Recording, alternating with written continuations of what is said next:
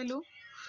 आज हम कक्षा 8वीं संस्कृत पुस्तक रुचिरा चतुर्दशा पाठ आर्यभट्ट, चतुर्दशा मतलब पाठ 14 आर्यभट्ट पढ़ेंगे। भारत की अमूल्य निधि है ज्ञान विज्ञान की सुदीर्घ परंपरा। इस परंपरा को संपोषित किया गया प्रबुद्ध मनीषियों ने। इन्हीं मनीषियों में अग्रणी थे आर्यभट्ट। दशमलव पद्धति आदि के प्रारंभिक प्रयोक्ता आर्यभट्ट ने गणित को नई दिशा दी। इन्हें एवं इनके परिवर्तित सिद्धांतों को तत्कालीन रूढ़िवादियों का विरोध झेलना पड़ा। वस्तुतः गणित को विज्ञान बनाने वाले तथा गणितीय गणना पद्धति के द्वारा आकाशीय पिंडों की गति का प्रवर्तन करने वाले ये प्रथम आचार्य थे। आचार्य आर्यभट्ट के इसी वैदुष्य तथा उद्घाटन प्रस्तुत पाठ में है। मतलब इस पाठ में बताया गया है कि आर्यभट्ट कितने ज्ञानी थे और आज से कई वर्ष पूर्व भी इन्होंने बता दिया था कि पृथ्वी गोल है। इन्होंने बता दिया था कि पृथ्वी घूमती है। इन्होंने ही बताया था कि जीरो की खोज आर्यभट्ट ने ही की थी। आज हम उन्हीं के विषय में यहाँ जानेंगे और समझेंगे। ठीक है, पाठ शुरू होता है यहाँ से। पूर्व दिशायाम उदिते सूर्य पश्चिम दिशायाम च अस्त गच्छति इति दृश्यते ही लोके। मतलब सूर्य पूर्व दिशा से उदित होता है और पश्चिम दिशा में अस्त होता है, यह देखा जाता है।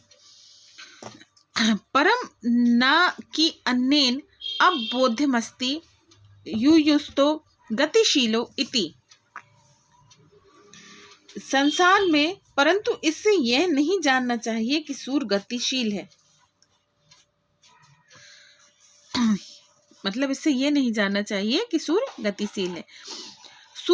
सूर्यो चला पृथ्व्या चला पृथ्वी चा चला या स्वीकारे अक्षे घृणति इति संपदाम सुस्थापितः सिद्धांतः। मतलब सूर्य गतिशील है ऐसा सूर्य स्थिर है और पृथ्वी गतिशील है। सूर्य स्थिर है और पृथ्वी गतिशील है ऐसा सिद्धांत प्रतिपादित किया गया। यह सिद्धांत पूरी तरह से स्थापित है।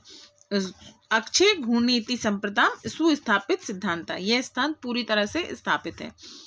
सिद्धांत्यो प्राथमी एन परिवर्तितः स आसीत महान गणितज्ञ ज्योतिर्वृच्च आर्यभट्ट। यह सिद्धांत सबसे पहले जिसने स्थापित किया वे महान गणितज्ञ और ज्योतिषी आर्यभट्ट हैं। मतलब जिन्होंने ये बताया, ये लिखे सिद्धांतो प्रथमा, ये सिद्धांत सबसे पहले जिसने दिया वे हैं महान गणितज्ञ और ज्योतिषी आर्यभट्ट। पृथ्वी स्थिरा वर्धते इति परंपराया प्रचलिता रूढ़ि तेन प्रायदिष्टा। पृथ्वी स्थिर है इस परंपरा वाली प्रथा को उन्होंने नकार दिया। पृथ्वी स्थिरा इति वर्धते परंपरा प्राचित रूढ़ि एता प्रदक्षिणा। इन्होंने इस परंपरा को नकार दिया कि पृथ्वी स्थिर है। तेन उदाहरणात् या गतिशील्या नौकायाम उपविष्टाः मानवा नौकायाम स्थिरा अनुभवति अन्यान च पदार्थ गतिशील अवगच्छति।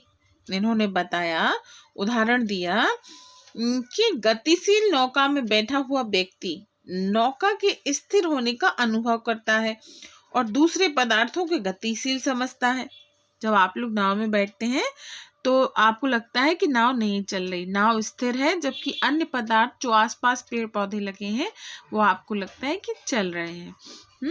आपको क्या, हम सबको ऐसा ही लगता है कि वो चल रहे हैं।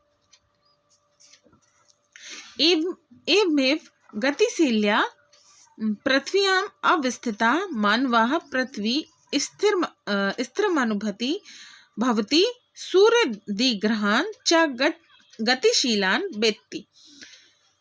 और दूसरे पदार्थों को गतिशील समझता है। इस प्रकार गतिशील पृथ्वी में स्थिर मानव पृथ्वी को स्थिर समझता है और सूर्य आदि ग्रहों को गतिशील समझता है। एवं गतिशील्या पृथ्व्याम अवस्थिता मानवा पृथ्वी स्थिरमनुभवति सूर्यादिग्रहान् च गतिशील्या वेत्ति। मानव पृथ्वी पर रहता है, स्थित रहता है, इसीलिए वो समझता है कि पृथ्वी स्थित है और सूर्य आदि ग्रह गतिशील है। ठीक है, अब आगे देखेंगे। 476 खिसाव्रते 60 सप्तकाधि चतुस्शते में वर्षे आर्यभट्टः जन्म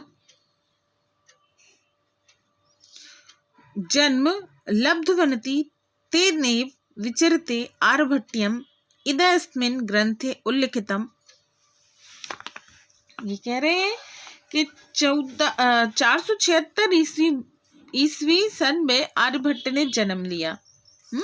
आर्यभट्ट का जन्म हुआ 476 ईस्वी में, ईसा पूर्व। यह उनके द्वारा रचित आर्यभट्टियम में लिखा है। जो उनकी किताब है आर्यभट्टियम, उसमें उन्होंने अपने जन्म का समय बताया है कि वो 476 ईसा में जन्मे थे। यह ग्रंथ उन्होंने उल्लिखितम ग्रंथ्यो तेन त्रयोविंशतिम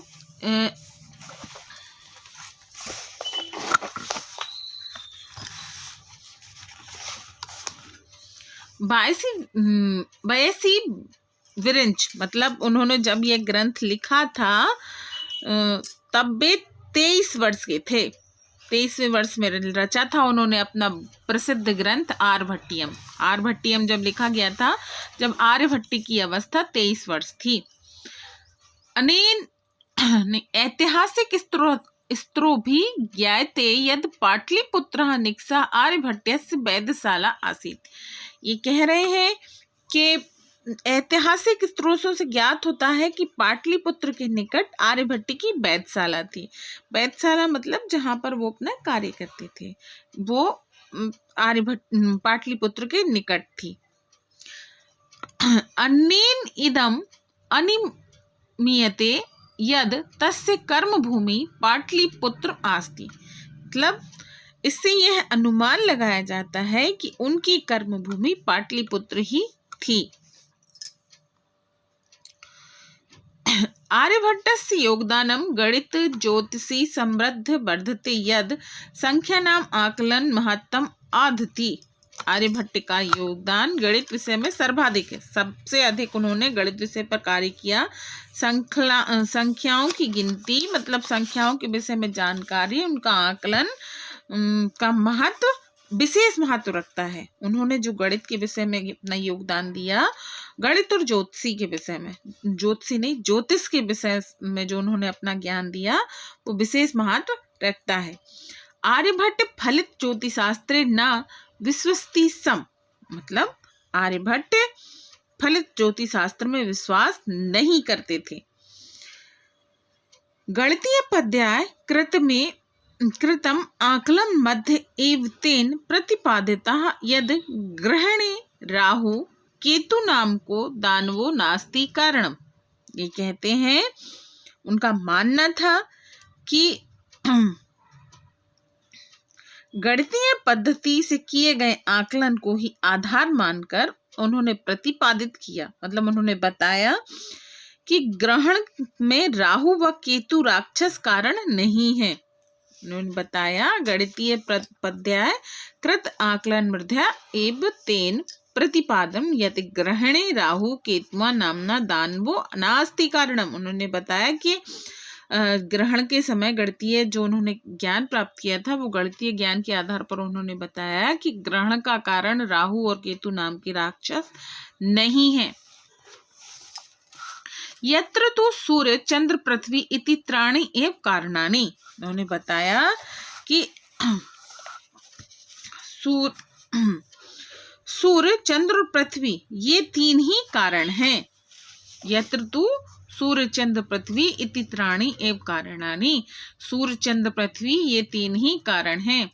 सूर्य परितः भ्रमतया पृथ्व्या चंद्रस्य परिक्रमा पथेन संयोगद्वारा ग्रहणम भवति। मतलब सूर्य के चारों ओर पृथ्वी घूमती है, पृथ्वी चंद्रमा की परिक्रमा पथ के संयोग होने के कारण ग्रहण होता है। मतलब ये कह रहे हैं कि पृथ्वी और चंद्रमा एक दूसरे को काट देते हैं या एक दूसरे की परछाई इन पर पड़ती है, जिसके कारण से ग्रहण होता है। उनका मार्ग अवरुद्ध हो जाता है।